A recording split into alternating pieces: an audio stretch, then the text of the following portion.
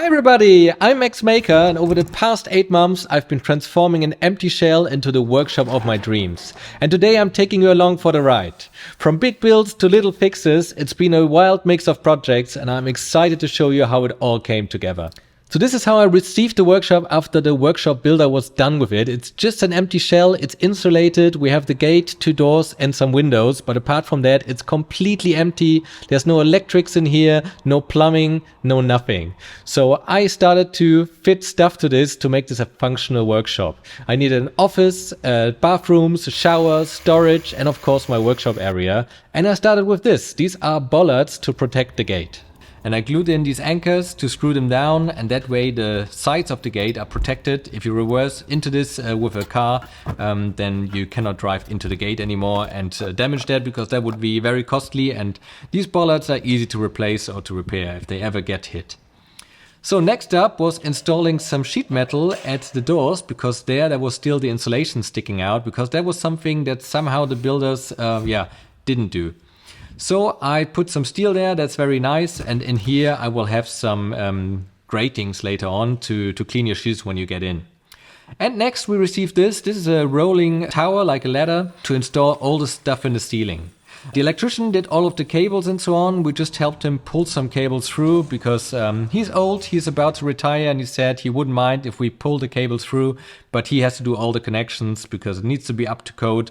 And you know, here in Germany we have bureaucracy, so all electric stuff was done by the electrician. We only did some manual labor, like this over here, installing the cable trays. We installed a ton of cable trays, pretty much going all the way around the perimeter, so that's in total about 80 meters, I think. This stuff is expensive. The structural engineer checked out on the progress every month or so, and we talked to him and he said it's no problem if we drill some holes into these beams as long as they're very small. I also set up the hammock to take some rest, because at the beginning I didn't have anything in there, it was just an empty shell, but soon we filled it up. Like with these 6-meter cable trays, they were very pricey, but at least they span all the distance from one beam to the other. And here I got delivered some more beams for the office complex, and the steel guy also sold me his old lathe. It's 50 years old, it was barely used and it's extremely sturdy, and I plan to restore it soon. So in one corner of the building we're getting this office complex. It's one big office with a kitchen, some showers, some toilets and some storage rooms. And on top of that we have a storage area. And that storage area is held up primarily by wooden beams, but we also have some steel beams and I had to anchor them down. So to make sure I don't hit any of the radiant tubing inside of the concrete, I scanned everything with this device, and it's not that accurate, but it gave me a good enough idea after scanning for maybe 20 minutes and marking everything that I found. The screws that I'm using are just 10 centimeters deep, and the radiant tubing shouldn't be any higher than 12 centimeters, so I should be good, but still I wanted to make sure that I don't drill directly on top of the tube, just to make sure, because a repair would be very difficult. And then I started setting up these beams, so they were pre-manufactured and I just had to screw them together. And luckily I had the forklift delivered just the day before to maneuver them around. This is something that you cannot really move by hand. The big beams, they weigh about 600 or 700 kilograms. And I also didn't want any helpers around, because they cannot help. You cannot do anything without the forklift. So having no people around is much safer. These steel beams cost 5,000 euros, and that's the same price that I paid for all of the rest of the timber for the ceiling. So they're very pricey, but there was no way around this because of the big windows. They are 5 meters long, and for that span, if I had to use wooden beams, the beams would have to be twice as high as the steel is right now, and that meant it would stick out of the ceiling, and I didn't like that. So I had to go with steel. Since the forklift was busy, I had to get this one up by myself, and this was really heavy. I think it weighs about 100 kilograms, and I barely got it up, but once it was up, I could connect it with some screws and then drop it down.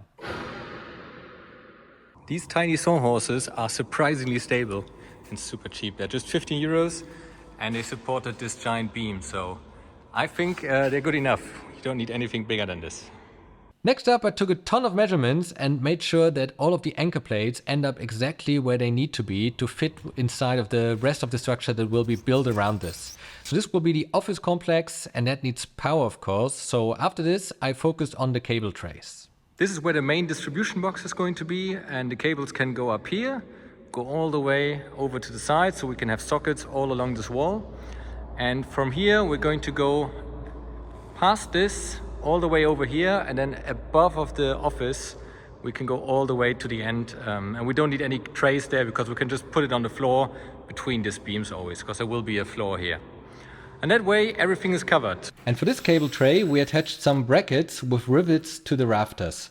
And the rafters are all angled at about 10 degrees, but with the threaded rods hanging from them it doesn't matter very much. They're almost straight and they kind of fall down vertically anyway. So here at the end we have this tray, so everything is a bit aligned so it doesn't go flexing left and right. And in the middle it's just hanging and it's just balancing on its own.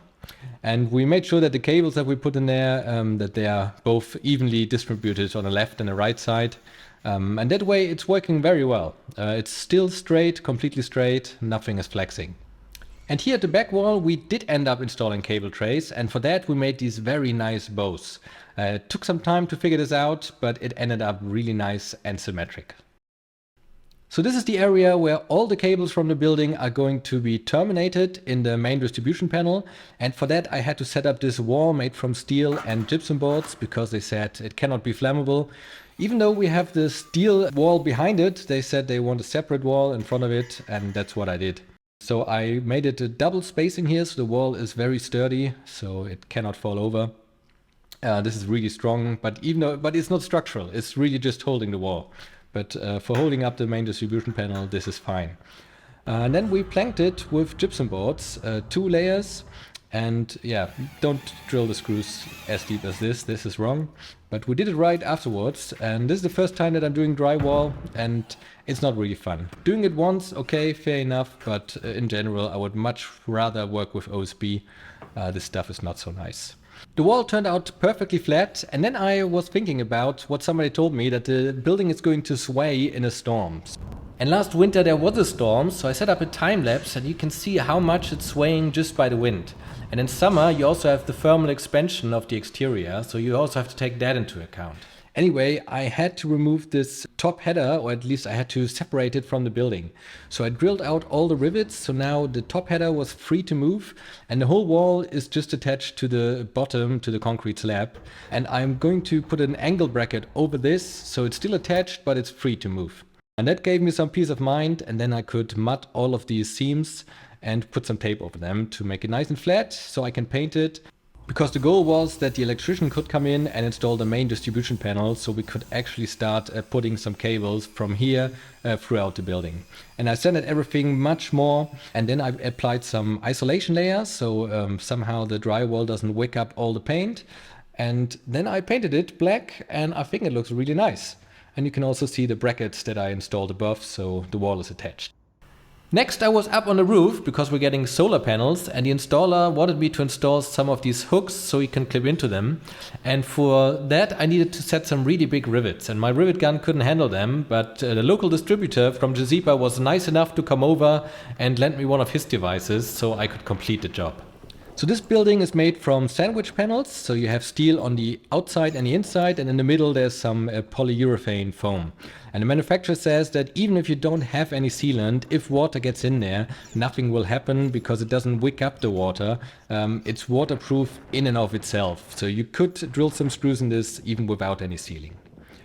And while I was up there, I noticed that my neighbor was starting building his foundation, so I'm not the only one that's building here anymore.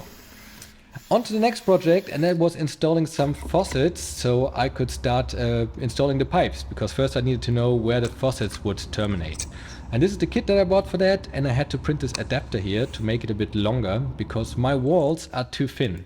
They're just 12 centimeters thick, and a typical wall in Germany is about 30 millimeters thick. I guess the manufacturer doesn't account for industrial buildings like mine. And the only downside of this building is that it's not as noise-proof as a brick building. So you can hear some cars from the outside. That's why my office needs to be well insulated, so it's much more silent. Anyway, this kit has everything you need for the faucet, and to cut it to the right size. They always have some little plastic brackets that help you determining how long some parts have to be, because you have to cut them off. And the cool thing about this faucet is that the valve body is on the inside of the building. That's why these rods are so long.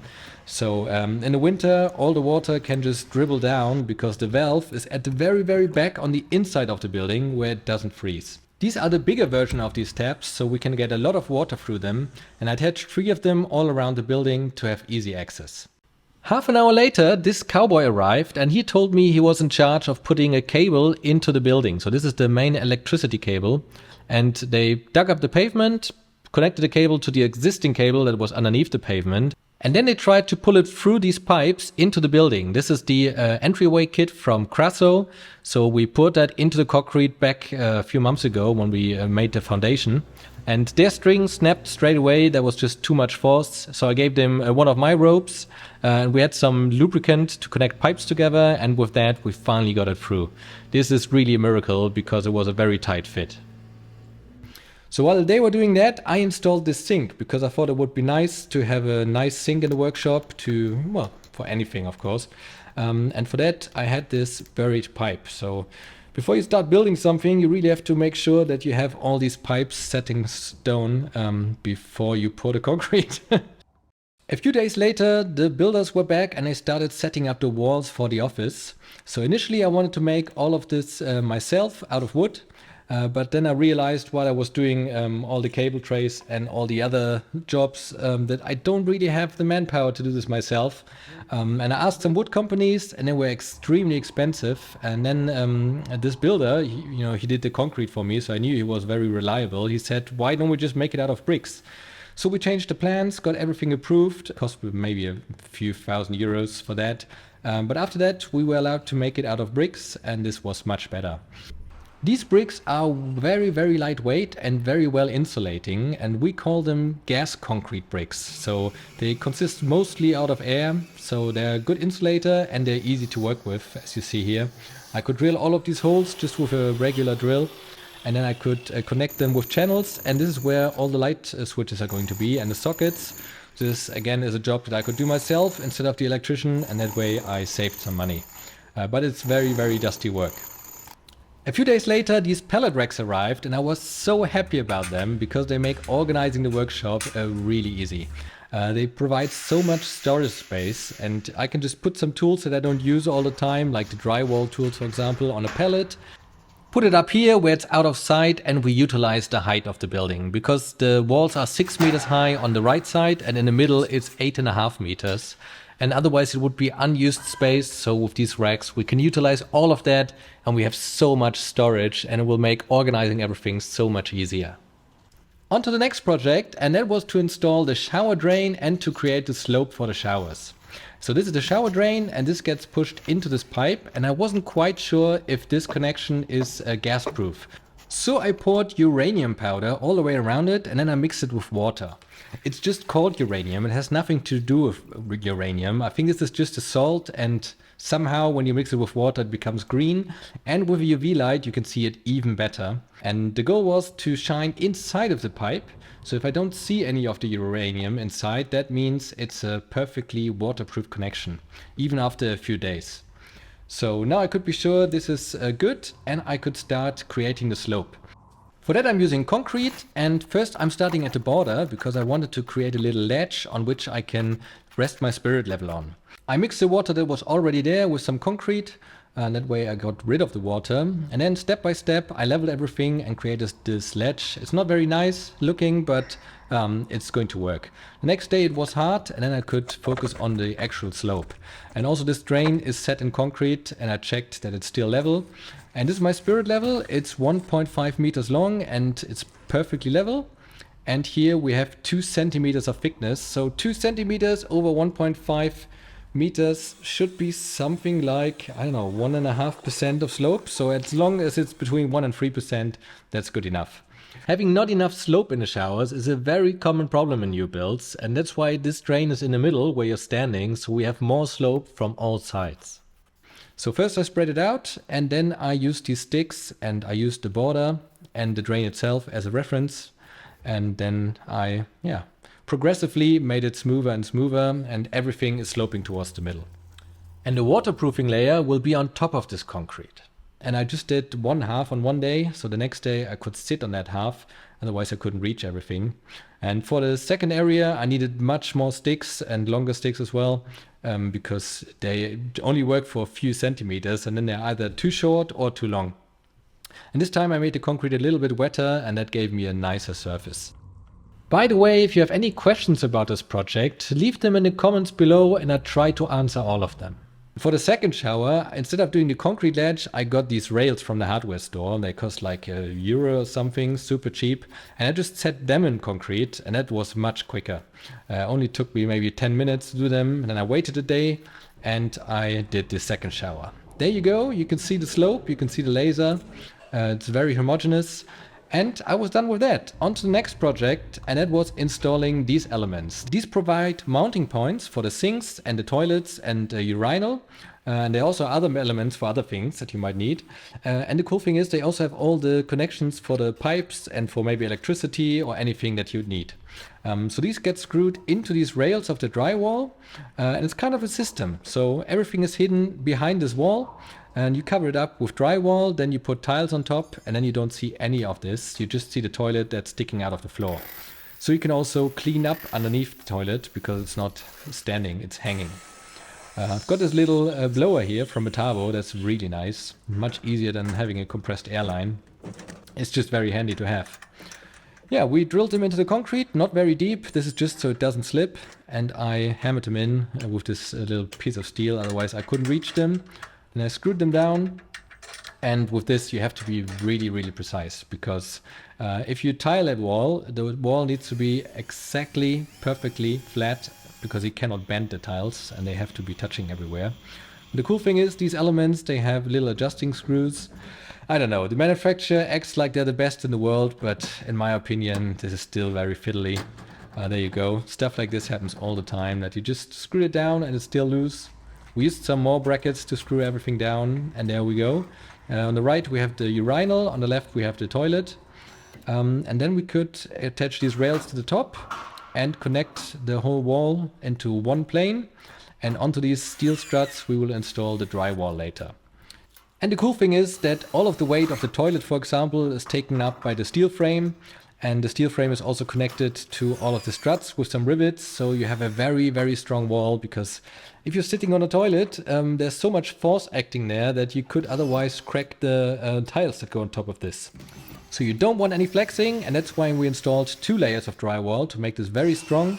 And we got the screw gun, which is absolutely amazing. I wouldn't attempt any drywalling without one of these. It sets the screws at the perfect depth, you save your fingers. It's just so nice to work with and so quick. There's the inside of the toilet element, and there's a little swimmer. It stops the water flow after the basin is full, and then you can flush. On to the next issue, and that's the scaffolding people. They started to install the scaffolding and leaned all the equipment against a brand new workshop, which of course created dents and scratches, which I wasn't very happy about, but at least the insurance paid out for that, so that's good enough.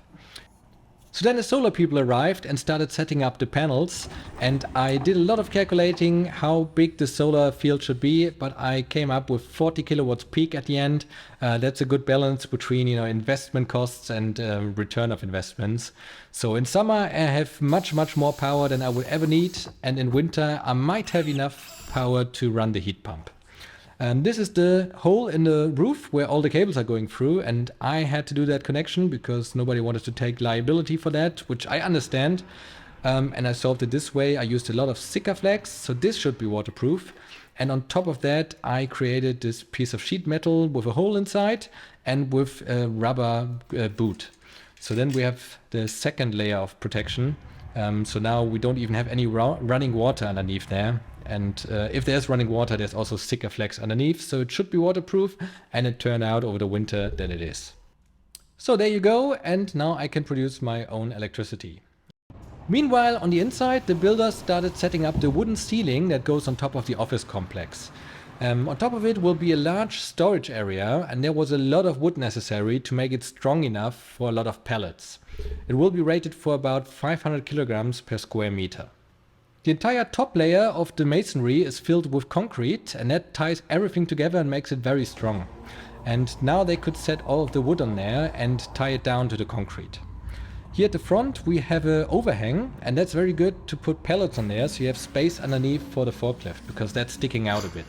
Here at the front and the office area they also tied these wooden beams to the steel beams, so we have one ceiling that supports all of the weight. And at that time we also finally got the power for the building, and that was such a nice moment, turning on these lights for the first time. And it makes working in the workshop so much easier if you have power. Also, I could finally use the gate, and I don't have to pull it up manually anymore. It's so nice to have this. Meanwhile, I was working on the pipes for the showers and the toilets and the sinks, and this is the connecting point for the shower valve that's external. I didn't want it to be internal, because then you're stuck with one manufacturer, and if you pick a bad model and it keeps breaking all the time, you can only buy their spare parts. So doing it this way, the thing will be external, a little bit harder to clean, some say. I don't think it makes a big difference, but at least you're independent and you can just swap it out with a different one. But the spacing is very important, and that's why I 3D printed this block to make sure everything is perfect, and it turned out perfect. It wasn't there, but then I propped it up and now it was good. And with all of these freshwater pipes, I made sure that the water goes into the valve and then goes straight back out again, so we don't have any dead ends. More on that later. Here inside of the office, they installed some drywall ceiling, and I could start setting up all of the lights. So all of the rooms are getting spots. I really like them. They're easy to replace. I'm using GU10. That's the base of the spots. So if they ever break, I can just put in a new light bulb, and that's it. They're not as efficient as if you use dedicated LED lights, but then if one breaks, you need to replace it and it will look different than the rest. So you need to keep a lot of spares. I don't like that. I want to stay independent. So I'm using GU10 spots, just normal light bulbs basically. Of course, LED. We had to pierce the vapor barrier, so to patch that back up, I'm using a plastic bag. And there you see now the spots are separated from the insulation, so they don't get as hot.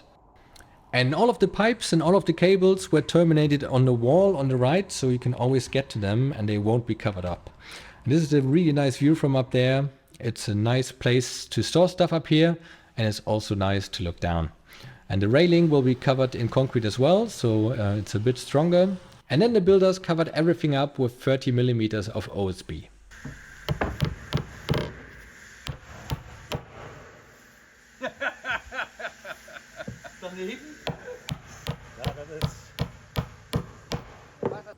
After that, I gave them my battery-powered nail gun, and it was much quicker.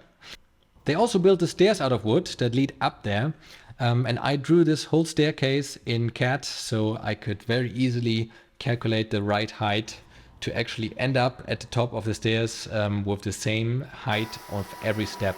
So this staircase follows the norms to the dot. I triple checked. You have to have a very specific relationship between the length of the steps and the rise of the steps. And of course you cannot have a half step. Everything has to be the same height. And the statistician said we can do it out of two parts. That way we could use smaller beams, because you cannot buy beams that are this high. Only glue laminated beams, but they are very expensive. And this was easy enough.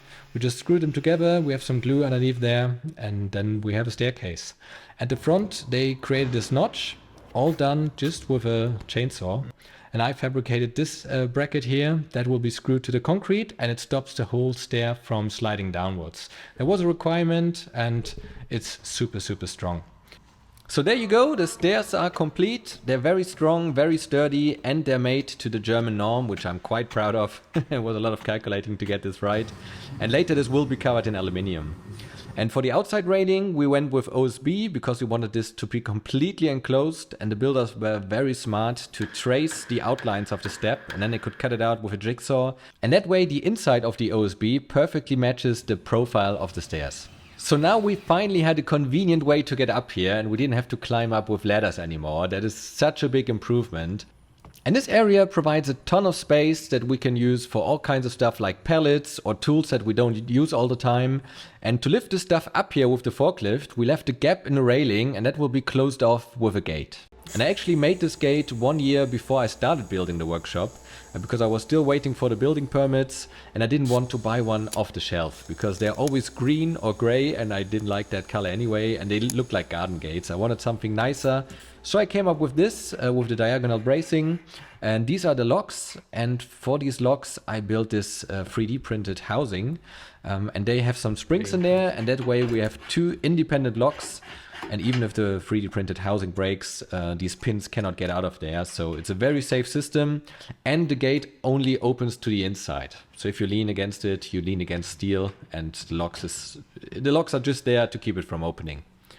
Very safe. I really like it, and the color will be very nice once we started painting. Next we installed these door jambs, and they're made from steel and they're the better quality version that you can get. The cheaper ones, they only go on either side of the wall, but these go all the way around the wall. That way both sides of the door are protected and you don't need any corner protection, and it's just a nicer quality. At the end you will see how it looks like. It's really nice stuff. So we clamped these in place and we used some shims to keep them off the wall a little bit because the walls are getting a bit thicker from the tiles and also from the render. We checked and double checked everything, and once everything was clamped in place and we were happy with it, we locked them in place with construction foam. So this is kind of the new methods that you use. You can also use mortar and squirt it in this gap, but this is just much easier and it holds up very well. We also added some water because the water reacts with the foam and that way it sets quicker. At the same time, the windows for the office arrived, and they are triple glazed to keep the noise out, and I'm very happy with the quality. I ordered them online and all 3 of them only cost 850 euros including shipping. I think that's very good value for money, especially considering how big they are. First they got screwed in place and then locked in with construction foam. We placed them so they were sticking out 12 mm from the outside wall, because that distance will be covered up with render later on. Here at the OSB I added this special filler. It's made for OSB and somehow it's a plasticized filler. I don't know exactly what that is, but apparently it sticks very well to the OSB and it expands and contracts. And I did a ton of filling and sanding and filling and sanding. In total I did about 3 or 4 weeks of sanding for this whole place. Next up, the rendering crew arrived. Their job is to apply the render to the walls and to make them smooth. This crew is made up entirely from Turkish immigrants, and I'm glad that we have them here because there aren't many German crews that do this job. This is a very crucial trait because if we didn't have them, we simply couldn't do any more new construction. It's a very messy job, but you also need to be very skilled at the same time, because the render has to have the right consistency to stick to the wall, and you also have to wait a certain time before you can smooth it out. And smoothing it out is a real art form. They use these long boards and it's basically like spreading out butter, but at the end you don't want any seams. It has to be completely smooth. So right here it's still quite wet and they're just roughly smoothing it, and a few hours later they will come back and make it even smoother. They have these long boards to even everything out, but they don't have any guide rails. This is all done by feeling and the material is super soft. At the end they still need to get the walls perfectly flat, otherwise you cannot stick tiles to them. And this is the result after 2 days of hard work. They got the walls really nice and flat, the windows are flush, and I asked them to make all the corners round because I like the round corners much better than sharp corners. Now the walls were completely soaked in water and I had to dry for 2 to 3 weeks. But that's okay, I still had plenty of other tasks to do, like installing this door in front of my office. So this is an exterior door and I chose that because it's triple glazed and that way it's soundproof. I want this office to be quiet when people are working in a workshop, so it was important to get the soundproofing right. I tried to save money where I could, but not on quality. And that install went very smoothly. It closed straight away, we didn't have to do any adjustments, and I'm very happy with this door. But it's not completely fixed yet, it's only screwed down on the right side. On the left side we had a large gap, and to cover that we created these brackets from this old steel plate. But on this side we didn't have a wall, we only had a steel beam. So we drilled some holes in there, threaded those, and then we could add screws to mount this plate. And we also mounted the plate to the door, and that way the door was nicely attached on both sides. That only left us with this gap that we had to fill, and it would have been much better if the rendering people had filled this up. But they were long gone, so we had to do this ourselves. And first we drilled some screws into the beam and we added this wire mesh to give the mortar something to interlock with. Otherwise it wouldn't stick to the beam, of course. And then I used some wood to create a form for the mortar. So I blocked off the back side of this gap so I could fill it up from the front. And I also covered the door with plastic to keep it clean because the next step was very messy. At first I thought I could just stick the mortar to the wall, but it wouldn't hold on its own. It would always keep falling down, so I added a second piece of wood at the front and then I had a proper form. But it was very long, so I just used my hands to shove in some mortar from the top and keep pushing it down. And I also added some water and I vibrated the wood to make it flow down, and that worked extremely well. The next day I could remove the forms and the mortar was still a bit soft, but that was okay, so I could clean it up a little bit just by scraping it. So while the outside was curing, I installed some guide rails on the inside, because here I needed to create a proper corner. I didn't just have to fill the void, I needed a 90-degree corner. So I installed some of these rails as guide rails, and for that I had to chip off a little bit of the existing render, and installing this was very difficult because exactly this corner piece was just hanging in mid-air. So I installed some of these wooden beams and then I could clamp it to the wooden beams and position it in place with plaster. And the next day the plaster was hard and I could just fill up the void, and that was very easy and very satisfying. So the plaster is mixed with water and it hardens on its own. It doesn't have to dry. I mean, there's still some excess moisture at the end that has to evaporate, but this stuff gets hard even if you mix up very thick layers. And on the other side of the door jamb, I installed two of these plastic rails and they also gave me nice guidance. And here I didn't add the corner mesh because I didn't want to chip off all the render. And that was a mistake, but I fixed it up later anyway, because both of these corners will receive some stainless steel corner protections anyway. That's what you get when you have a door frame that doesn't go all the way around the corner. The corners are not protected, so they get beaten up, so that's why you have to add corner protection anyway at the end. It took me about a week and I kept filling up this corner and sanding it and filling it up again until I had a very nice crisp corner. And speaking of corners, I wanted this inside corner to match the radius of the outside corner. The plastering people said they can't really do the inside corners that well, so they made these corners sharp, but that didn't sit right with me. I wanted these round. So next I 3D printed these guide rails. And I set them into the wall so they're recessed and only the guide rail part is sticking out. Then I roughed up the walls so the plaster could stick to something, and then I smoothed everything out with this very long rail. And that was gliding over the guide rails, and that way I got a nice round corner. I still had to do some filling and some sanding, but overall I was very happy with this corner. And speaking of sanding, this is me sanding the ceilings. I had to do about 3 weeks of sanding in total. It was crazy, the amount of work just sanding everything and getting it ready to paint. And holding this sander was very hard. And then I realized I could maybe just put this ladder on this cart, and then I had the right height, and then rest the machine on top of that. So I don't have to hold on to the weight anymore, and that was so much better. Because now the head of this machine actually has the right angle, and I don't have to carry the weight. Then we improved the process even more by having one person stand on the cart and 2 people pushing it. And that worked even better, but after some time our shin bones really started to hurt because these ladders were so sharp. So I added some leftover pipe with this foam and I just strapped it down, and then the ladder was improved. I don't know why anybody would manufacture a ladder like that. It makes no sense to me because it really hurts a lot. You cannot stand on this ladder for more than 10 minutes. Anyway, we also sanded all of the walls, especially where we didn't have tiles. I mean, where we have tiles, you don't have to sand it.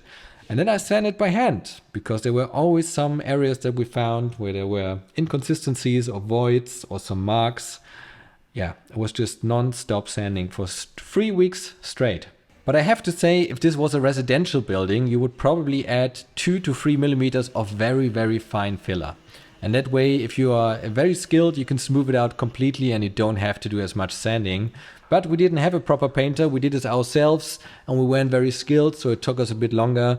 But we got it done anyway, and we saved a lot of money because this building was starting to get expensive, and stuff like this, the painting, I saved some money. It's not as good as if it would be if a professional had done it, but I think I saved about 10 grand by doing this myself, so I think it was very much worth it. But feel free to let me know in the comments what you think. Every day we got closer and closer to finally painting the walls and to be done with this. And we always had some more jobs left to do, like adding cork into all of the corners. That creates these nice round corners and you don't see any shadows. And then we had to seal the wall. Here you see me putting some fresh paint on there, and it wicks up the water so quickly that it doesn't even leave a mark on my finger. And that is not good. You want the paint to dry a little bit slower, so you have to apply the sealer to all of the surfaces. So the drywall at the ceiling and also to all of the render at the walls. And then we could finally start painting. So this is the last of the rooms. This will be the electronic room where the 3D printer is going to live. And I bought one of these paint sprayers and some high quality paint. So this paint needs to be watered down quite a lot. I think I added 1 liter to 10 liters of paint, otherwise it wouldn't spray properly, and it had to be mixed very thoroughly. And because we had so many rooms to cover, I put this whole setup on a rolling cart so I could move from room to room.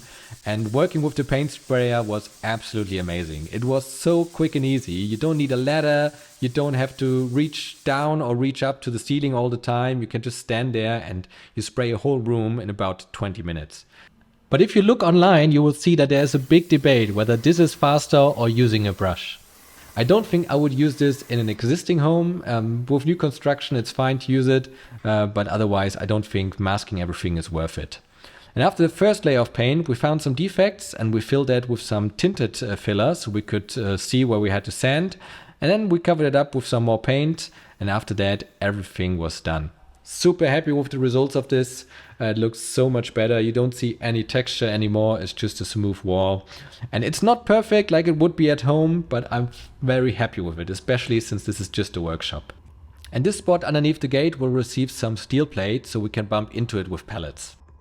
So this is the inside of the office, and the ceiling is white, but I wanted to paint it in a nice bright color because I really don't like white offices. That's one of the reasons I got self-employed, because I couldn't stand sitting in a white office all day. So I went with this light blue color. I think it looks really nice. And this was the moment where I realized that I was about to complete this project.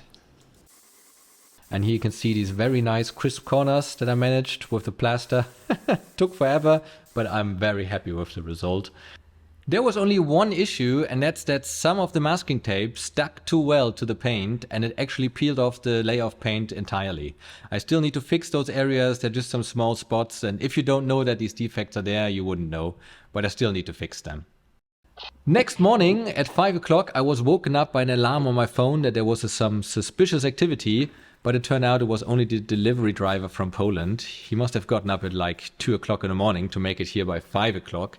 And he delivered these beautiful custom marble windowsills. It's not real marble, it's just marble dust mixed with epoxy resin. And the good thing about them is they're much cheaper, they look like real marble, and they don't crack as easily. So you can lift them up and they just don't break. The electrician also came over to install some spots in the ceiling and to attach these window shutters to the electric, so now I can finally control them. And then I started working on this concrete floor. My initial plan was to polish this concrete to a very nice sheen and then to add a nice big oriental carpet in the middle. That would have added some color and some contrast, and I wouldn't have had to spend any more money on the flooring. So I bought one of these kits with 10 different polishing pads, and I did a test area and that worked really well. You can get it up to a very nice sheen and it's not a lot of effort, but with this big area it just took forever. It took me 3 hours just to go through one grid and it was just too long. I tried to borrow one of these big machines that can polish the floor, but none of the rental companies had any in my area. And to buy one is about 20 grand, so it just didn't work out. So I changed my plans and I ordered this wooden floor. It's a real walnut, but just a very thin veneer, and I know somebody that installs this stuff professionally. I just have to call him up and he drives all over Germany and installs wooden flooring. That's all he does. And he installed this in about 8 hours or so. He's very quick at that. So yeah, I was done with it. And I think it's well invested money because he did a very good job and I'm very happy with the result.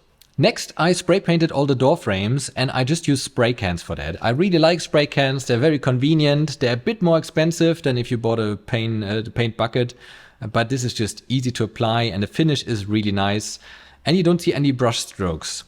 I had to make sure that everything is covered off properly, but the result is very good. When these windows were installed, there were some issues and the roof of the shutters is not insulated. It's touching a steel beam above it, and I think there's condensation forming there, so I have to insulate these boxes from the inside. That was an unexpected issue, but I'm glad I found it before any damage was caused. If you have any cold spots, so areas where you don't have enough insulation, then water can condense there, and with condensed water you will have mold in no time. So I insulated them just with the thin layer of foam here. And my neighbor was cutting some foam for his workshop, so I just went over there and used his foam cutter, you know, one of these hot wire cutters. And that was a relatively easy fix, and I'm glad I got this done, but I have to monitor it in the next winter to see if it actually worked. Next up, the tilers arrived and added tiles to all of the floors and the walls in the bathroom, all the way up to the ceiling. And I chose some high quality tiles from Spain because I didn't want these cheap tiles that you can get. The tilers cost so much money, but they also do a very good job, and I think it would be a waste if they spend all of their effort on cheap tiles. The only defect that we had was that the tiles in the shower were horizontal. I wanted them vertical and in stacks, not with overlapping joints, but yeah, I can live with that. I'm still very happy with the result. And this was another one of these moments where I could see the finish line getting closer. And after they were done, we could finally finish off these bathrooms by installing all of the ceramics and the push buttons and lights and mirrors and have a functioning bathroom. This was such an improvement. Not having to go outside anymore all the time, you can just use this. Running water was really, really nice to have. And right next door there's a female toilet, and the third door is the male shower or the changing room. And so we have a sink here as well and the shower, and we're going to get some lockers. Then we installed the two toilets, and we went with the model that has one of these water jets that cleans your rear. I can really recommend that. You use much less toilet paper, and apparently it's much healthier as well for down there. So I can recommend them. Next up, I added the shower valves, and for that I have to add these adapters. And first I plugged them up to pressure test them to make sure everything behind there is waterproof. And a few days later I could seal them up. I added some sealant to close up the gap in the tiles. There's also a rubber gasket around the outside of the pipes to seal against the wall. 2 days later I saw no leaks, so I could be sure that everything was good, and then I installed the valve body. Unfortunately, these round discs weren't big enough to cover the gap in the tiles. I have to replace them soon with bigger ones, but at least the shower is functioning now and it's draining properly. That makes me very happy. Next up, I spray painted the doors, and I always like to use spray paint because it's so convenient, and I was always happy with it. I never had any issues, it covers everything nicely, I don't need a compressor, and I always get good results. But this time I had a real fail here because it didn't work. The red paint, I couldn't get it to go on there properly without leaving a white hue behind. So I needed to change my plan, and I decided to get a compressor and a proper spray system so I could just spray paint this with normal paint, and that worked out so nicely. I finally have a big compressor with enough air output to spray properly, and also this color scheme goes actually much better with the workshop than with the red and the green. The red and the green, I checked it out on the computer and there it looked fine, but in reality this color matches much better. And now we finally have a door in front of the toilet and we can do our business in peace. I am really glad that the spray cans didn't work out because this blue is so much better. It really works well in this workshop. I also got these accent lights, and next up I had to paint the rest of the doors, and for that I hung them up because the paint takes about 24 hours to dry, but then another 24 hours before you can touch it. It took a long time to spray paint both sides. So now I hung them up from the ceiling and that was much better. And they are also green, but a very light mint green. It goes nice with the blue. And the result is fantastic. It's so nice, so easy, but you also have to cover much more of the floor to keep it clean. Next up is this grate that I had custom made for the main entrance door. It wasn't actually that expensive, about 200 euros for a custom grate. I think that's a very good price. And now when you walk over this, most of the dust will settle here. This is the old workbench from my former workshop, and I never oiled it back then because I just didn't have the time. I had to install this and get working straight away. But now I finally had the time to refinish this and to oil it, and now it looks brand new again. And back then I made a YouTube video about how I set up that workshop, and it was 6 years ago, and funny enough, when I installed the workbench I was wearing exactly the same pair of trousers as I was wearing this time installing this workbench again. It's crazy for me to see how far I've come since then. So I built a lot of prototypes at work, and this workshop will be used to make them, and that's why all of the tools will be concentrated here. And now I could finally start to reorganize my workshop. I got 2 of these cabinets for paints and chemicals. And then I worked on the tool wall from my old workshop. I had to improve it, and for that I got this Douglas fir. This is the only wood that I can get in my hardware store that is of good quality. And I improved this frame, I made it much sturdier, and I had this plastic left over from the old workshop. And I also improved the lights, and now it works much better than before. And with the workshop set up, I could also focus on my office and start decorating it. I got a couch, a chair and a table, and now I can start working in here. And I also ordered this kitchen. The kitchen is from IKEA, and although I dislike their regular furniture, the kitchens are an exception. They are made of much higher quality, and the whole buying process is just so easy and fair and transparent in my opinion. The German kitchen studios where you buy a kitchen, I really dislike them. You never know what you get. It always feels like a scam to me. But anyway, let's focus on this. I installed the backboard, and for that I glued these end caps to the backboard, and then I took it off again, and I knew exactly where I had to drill the holes for the sockets. Now I could glue this to the wall, and I got both the backboard and the work surface from the hardware store. And for these edges I got these aluminium profiles, and I cut them with miters to protect all of the edges. I chose this tiny induction stove because I don't think I will use it very often. And these are all the pipes for the sink and the dishwashers. I didn't just get one dishwasher, I got 2 of them. So one can always be full with clean stuff and one with dirty stuff. So we never have to empty it out, and I don't have to have any overhead cupboard space. And at the sink I got one of these faucets where the end of the faucet can be extended so I can fill up the water tank of the coffee machine. And the coffee machine is by far the most important part of this office, apart from my computer. And that's the final look. I'm spending a ton of time in this office, so I wanted it to be like my living room. Next up, I installed this hydraulic lift. I bought this years ago for a trash project actually. I wanted to put the trash underground, but the building permit didn't allow for that. So now I had this one left over, and I thought I'd put it in the workshop because it will be nice to work on here and to have it height adjustable. And picking this object up was not straightforward because the table lifts up, and this kind of forklift has the 2 forks at the bottom, so whatever you're picking up you need to be able to get underneath it, and also if you want to set it down you need to wait to get it out again. So these 2 pipes go all the way to this wall, and we managed to get one cable through here, that's the power cable. And here was our first try to get a power cable through and a data cable. And it's stuck. It's really stuck, look at this. I'm pulling at this with the forklift and I cannot get the cable back out. It turned out this table has a remote anyway, so I don't even need the data cable. The power cable is fine, and then I could install it. So I spent about an hour positioning this thing, only to realize that this motor is touching up there. And then I thought, how could that be? And then I noticed these stops. Why are they rusting? Because somebody cut them down. So I didn't know how long they had to be, and I had no way to measure it. So I decided to put these nuts in there. I welded them on, added some screws, and I could adjust the screws to get the height perfect so it's flush with the concrete. Because if this is down, I want to be able to drive over this without even noticing. And now it's very nicely leveled, and it's also secured. I screwed it down to the floor so it cannot shift if you brake, because the margin towards the borders are very slim. It's just about 10 millimeters.